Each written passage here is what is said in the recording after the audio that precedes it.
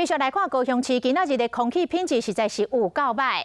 12个测站，除了美浓甲左营之外，其他拢是来倒对所有族群无健康的红灯。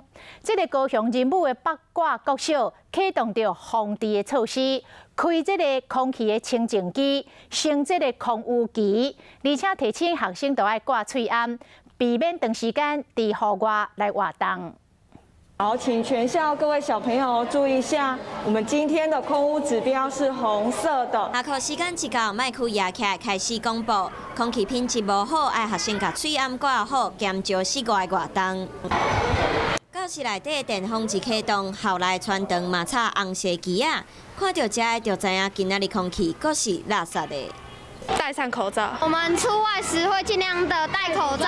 体育课跑步的时候都会流汗，然后口罩都会湿湿，很不舒服。为着健康，虽然挂喙罨真翕，到外口嘛千万莫脱落，因为高雄今仔日空气品质阁是红灯。伫工业区附近的人武八卦国小赶紧启动应变措施。那老师也会去看到空污的指数部分，会去调整跟改变上课的地点。环保署监测资料显示，高雄市12个空气品质测站当中，干那美浓阁有柑仔色提醒，其他12个测站全部拢是红灯警示，代表对所有的人拢无健康。